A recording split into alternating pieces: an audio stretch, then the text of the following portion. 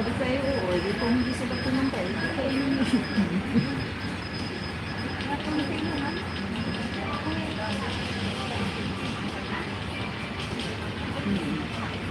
Nakaraos lang ba?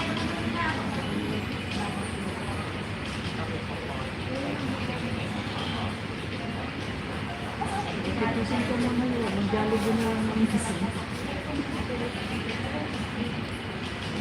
Inaano ko din sa pangay, sa kanya ko pa doon sa isa sa 350 yung isang tao dito.